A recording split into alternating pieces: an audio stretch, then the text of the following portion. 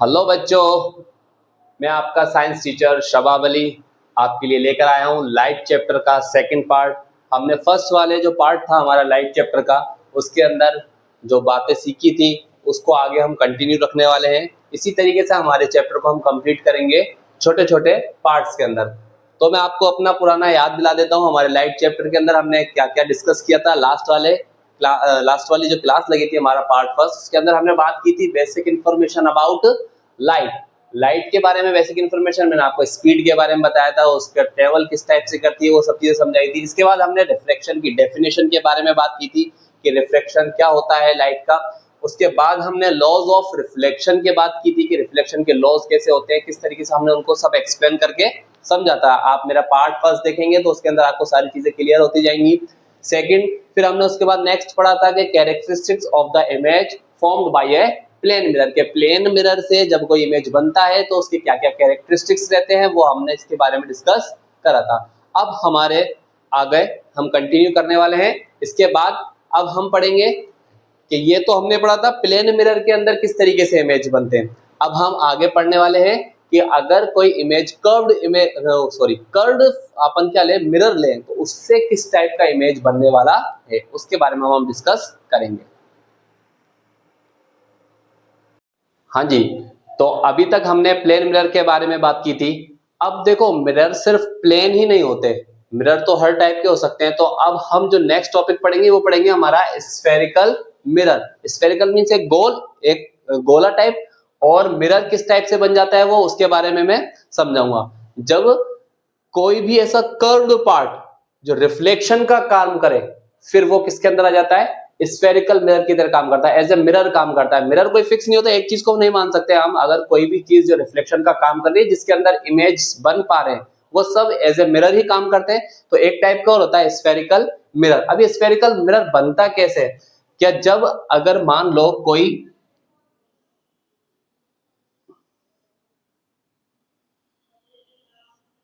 ऐसे मतलब ऐसा एक खोखला गोला टाइप, ठीक है, होलो स्फेरिकल है, अगर उसको मैं कट कर दूं तो उसका जो पार्ट हमने ये कट किया, ये वाला, ये इनकी बात कर रहा हूं, अगर इन पार्ट्स को हम अगर बाहर निकाल लें और इनकी वन साइड को पॉलिश कर दें तो ये किसका काम करेंगे, रिफ्लेक्शन का काम करेंगे। और इस टाइप से टू टाइप्स के मिरर हमें मिल जाएंगे। First, concave mirror, second convex mirror. Concave mirror और कॉन्वेक्स मिरर, इसको मैं आपको डिटेल में समझाता हूं कि कौन सा कॉनकेव कहने में आएगा और कौन सा कॉन्वेक्स। अब इतना समझ में आना चाहिए कि स्फेरिकल मिरर टू टाइप्स के होते हैं, कॉनकेव मिरर और कॉन्वेक्स मिरर। स्क्रीनशॉट ले लीजिए आप। हाँ जी, तो अब हम बात करेंगे कि जो मिरर्स होते हैं हमारे स्फेरिकल मिरर्स टू टाइप्स के होते हैं, कॉनकेव मिरर और कॉन्वेक्स मिरर। कॉनकेव मिरर कौन से माने जाते हैं, ऐसे मिरर जिनका आउटर पार्ट को अगर हम क्या कर दें, पॉलिश्ड कर दें, क्या कर दें, पॉलिश्ड कर दें, और उसका इनर पार्ट रिफ्लेक्शन का काम करे तो वो मिरर कहलाते हैं कॉनकेव मिरर। जिसका आउटर पार्ट तो किसका काम करे, आउटर पार्ट्स को तो क्या कर दिया जाए, पॉलिश कर दिया जाए, और जिसका इनर वाला पार्ट, जो अंदर वाला पार्ट है, वो किसका काम करे, रिफ्लेक्शन का काम करे, कॉनकेव मिरर कहलाते हैं। मैं इस बात को इस तरीके से समझाता हूं कि अगर हमें याद करने में कोई प्रॉब्लम आ रही है तो आप ये केव वर्ड को आप ध्यान में रख सकते हैं। केव मीन्स होती है गुफा, केव मीन्स क्या होती है, गुफा। जिसका गुफा वाला पार्ट, अंदर वाला पार्ट जो होता है, गुफा वाला जो पार्ट होता है वो क्या करता है, रिफ्लेक्शन का काम करता है। तो इसको इस बेस पे याद रख सकते हैं, कॉनकेव मिरर। सेम इसी तरीके से कॉन्वेक्स मिरर, कॉन्वेक्स मिरर के अंदर हम क्या कह सकते हैं कि जिसके इनर पार्ट को तो क्या कर दिया जाए, पॉलिश्ड कर दिया जाए, और जिसका आउटर पार्ट रिफ्लेक्शन के लिए काम करे वो कॉन्वेक्स मिरर कहलाते हैं। तो टू टाइप्स के हमारे पास मिरर हो गए, कॉनकेव मिरर और कॉन्वेक्स मिरर। ठीक है, आप इसका स्क्रीनशॉट वापस ले लीजिए। हाँ जी, अब हम समझेंगे कि मिरर के कुछ पार्ट्स के बारे में, कि उनके कुछ पार्ट्स होते हैं, उनके कुछ प्लेस होते हैं, उनको किस नाम से हम डिनोट करते हैं। जैसे अब इसकी बात करें हम, ये जो हमारा स्फेरिकल मिरर जो है, कॉनकेव मिरर, इसका जो रिफ्लेक्शन वाला पार्ट है, अगर इस रिफ्लेक्शन वाले पार्ट का हम अगर सेंटर पॉइंट निकालें, सेंटर पॉइंट इसका अगर निकालें, तो उसको हम P से डिनोट करते हैं। किससे डिनोट करते हैं? P से, जिसको पोल बोलते हैं, इसको डिनोट करते हैं P से। और फिर अगर हम बात करें कि जो ये पहले एक स्फेयर था ना, पूरा स्फेयर को काट करके हमने स्फेरिकल मिरर बनाया इसका, तो ये जो पूरे स्फेयर का जो सेंटर था, उस सेंटर जो कहलाता है, इसका पूरा स्फेरिकल मिरर का भी सेंटर कहलाएगा सेंटर ऑफ कर्वेचर, तो उसको डिनोट करते हैं हम C से। किससे डिनोट करते हैं? C से डिनोट करते हैं, ठीक है। और अगर हम इस P और C को एक लाइन से अगर हम मैच कर दें, मिला दें, इन दोनों को मिलाती हुई एक लाइन अगर जाए,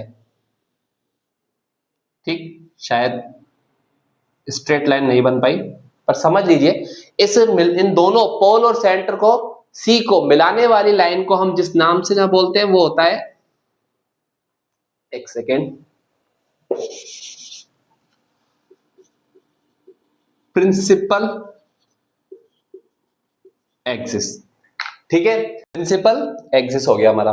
अब अगर हम बात करें कि ये जो स्फेयर था, पूरा स्फेयर था, उस स्फेयर का जो रेडियस होता है, स्फेयर का पूरे का रेडियस सेंटर से P तक की जो डिस्टेंस है, वो रेडियस मानी जाएगी। सेंटर से और P तक की डिस्टेंस, ये रेडियस मानी जाएगी। तो C और P की दूरी को हम रेडियस R से डिनोट कर सकते हैं। P और C के जो बिटवीन डिस्टेंस है, उसको हम R से डिनोट कर सकते हैं, ठीक है। इस तरीके से हमारा P हो गया, C हो गया, R हो गया और प्रिंसिपल एक्सिस हो गया। ये वर्ड्स हमें मालूम होने चाहिए कि मिरर के अंदर कहां पर यूज करते हैं, हम स्फेरिकल मिरर के अंदर हम कहां पर यूज करते हैं, ठीक। अब हम आगे कॉनकेव मिरर और कॉन्वेक्स मिरर के अंदर फोकस पॉइंट को समझेंगे। मैं डायग्राम बना लेता हूं। अब हम मिरर के अंदर एक इंपॉर्टेंट पॉइंट को समझेंगे, फोकस पॉइंट, ठीक है। फोकस पॉइंट कहां पर होता है? अगर हम कॉनकेव मिरर की अगर बात करें, तो कॉनकेव मिरर के जो हमने प्रिंसिपल एक्सिस जिसको नाम दिया था पॉइंट को, यहां पर हमने P नाम दिया था, यहां को इसको अभी समझेंगे। यहां पर हमने सेंटर ऑफ कर्वेचर C नाम दिया था। इफ क्या होता है कि अगर बीम ऑफ लाइट या रेज ऑफ लाइट इस प्रिंसिपल एक्सिस के पैरेलल आए, ठीक है, पैरेलल वर्ड समझ रहे हो ना, इस प्रिंसिपल एक्सिस के पैरेलल आए, और पैरेलल आने के बाद ये कॉनकेव मिरर क्या कहलाता है? कन्वर्जिंग मिरर भी कहलाता है। कन्वर्जिंग मिरर मींस कि लाइट को एक पॉइंट पर इकट्ठा करने का काम करता है, इसलिए इसको कन्वर्जिंग मिरर भी कहा जाता है। कन्वर्ज करता है लाइट को, तो जिस पॉइंट पर आने वाली ये जो इंसिडेंट रेज है, इनको रिफ्लेक्ट करके जिस पॉइंट से, प्रिंसिपल एक्सिस के जिस पॉइंट से होकर के ये सब निकलेंगी, और एक पॉइंट पर आकर के सब एक दूसरे को क्या करती है? इंटरसेक्ट करती है, एक पॉइंट पर आकर के काटती है। वही पॉइंट इस प्रिंसिपल एक्सिस का, एक मिरर का क्या कहलाता है? फोकस पॉइंट कहलाता है। क्या कहलाता है? Focus point. ये हमने बात करी कॉनकेव मिरर के अंदर। कॉनकेव मिरर के अंदर फोकस पॉइंट, और distance between P and F are called focal length. P और F के बीच के डिस्टेंस को हम फोकल लेंथ कहते हैं, ठीक। इसी तरीके से कॉन्वेक्स मिरर के अंदर हम समझे, तो कॉन्वेक्स मिरर की अगर हम बात करें, तो इसमें थोड़ा सा उल्टा होता है, क्योंकि देखो कॉन्वेक्स मिरर का जो कर्व स्फीयर है वो इस डायरेक्शन में अंदर की तरफ है, उसका आउटर पार्ट रिफ्लेक्शन का काम कर रहा है, जबकि इनर पार्ट उसका पॉलिश्ड है। जबकि ओरिजिनल जो स्फीयर था वो तो इस साइड में था, इस डायरेक्शन में था। लेकिन जब ऑब्जेक्ट से, किसी भी ऑब्जेक्ट से जब रेज आती है, ये मैंने आपको बताया था, इसको बोलते हैं कन्वर्जिंग। क्या बोलते हैं? कन्वर्जिंग मिरर, ठीक। इसी तरीके इसको बोलेंगे डाइवर्जिंग मिरर। ये लाइट को क्या काम करता है? डाइवर्ज करने का काम करता है। किस तरीके से डाइवर्ज करता है? अब हम एग्जांपल के लिए समझते हैं कि वही हम जानते हैं कि हम इस पॉइंट को P बोलते हैं, ठीक है, और इस लाइन को हम प्रिंसिपल एक्सिस कहते हैं। फिर क्या होता है कि अगर कोई लाइट की रेज इस प्रिंसिपल एक्सिस के पैरेलल आ रही हैं, कैसे आ रही है? पैरेलल आ रही है, ठीक है, और पैरेलल आने के बाद ये लाइट को क्या कर देगा, डाइवर्ज कर देगा, फैला देगा। डाइवर्ज कर देगा तो ये जिस एंगल से डाइवर्ज करने वाला है, ठीक है, और उस एंगल को हम जैसे फॉर एग्जांपल इस तरीके से इसने डाइवर्ज करा, ठीक है, और इसने इस वाली रेस को इधर डाइवर्ज करा, और फोकस पॉइंट तो वहां बनेगा जहां पर रिफ्लेक्टेड रे एक दूसरे को प्रिंसिपल एक्सिस पर जहां पर क्या करेंगे, इंटरसेक्ट करेंगे। तो ये इंटरसेक्ट तो कभी कर ही नहीं सकती, डाइवर्ज कर चुका है, लाइट तो दूर जाने वाली है। लेकिन अगर हम इनको क्या करें कि मिरर के जस्ट पीछे, ठीक है, बिहाइंड द मिरर, इस लाइट की रेज, रिफ्लेक्टेड रेज को अगर हम आगे थोड़ा सा बढ़ा दें,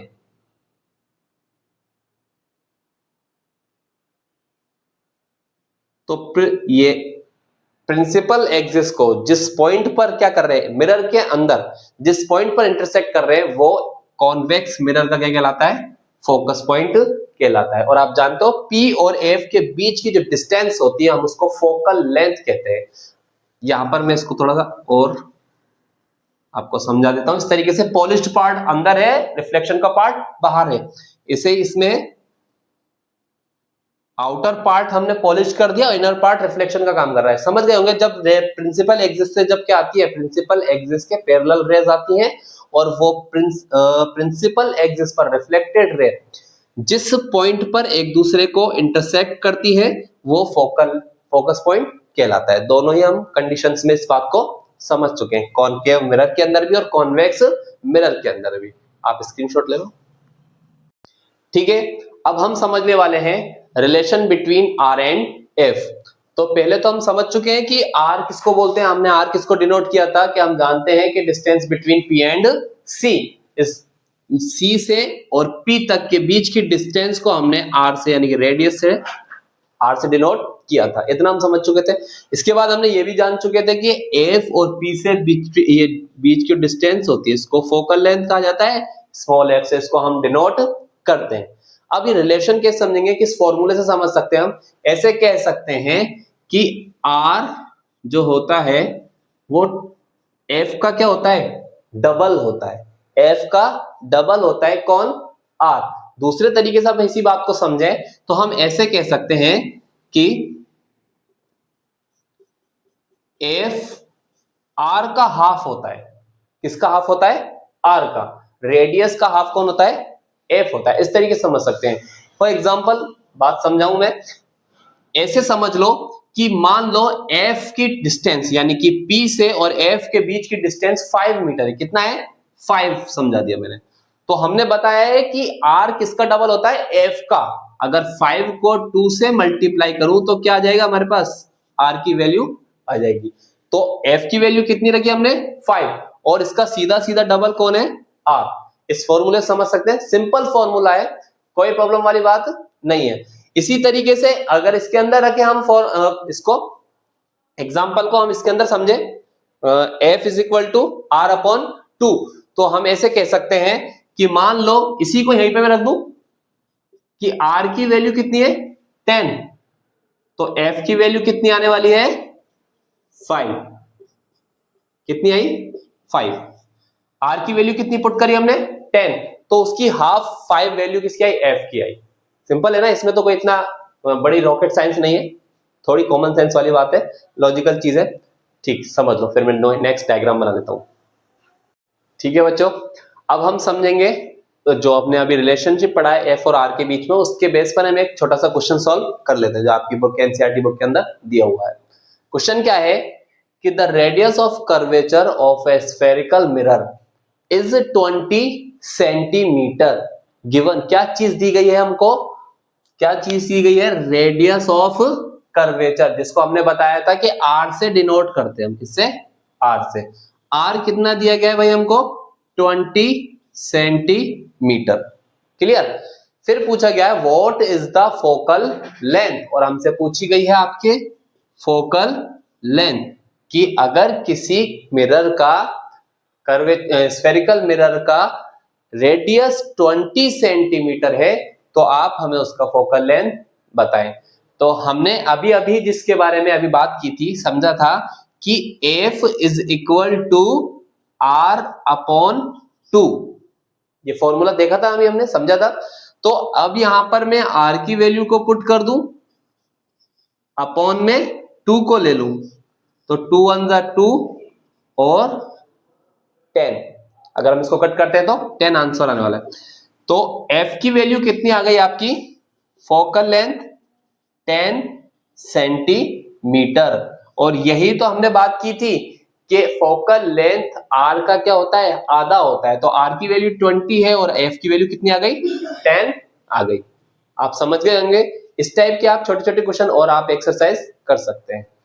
ठीक, ये आज के हमारे टॉपिक के लिए इतना काफी था। आज हमारा जो पार्ट बनने वाला है, फिर हम इस चैप्टर को आगे कंटिन्यू करने वाले हैं हमारे नेक्स्ट पार्ट के अंदर।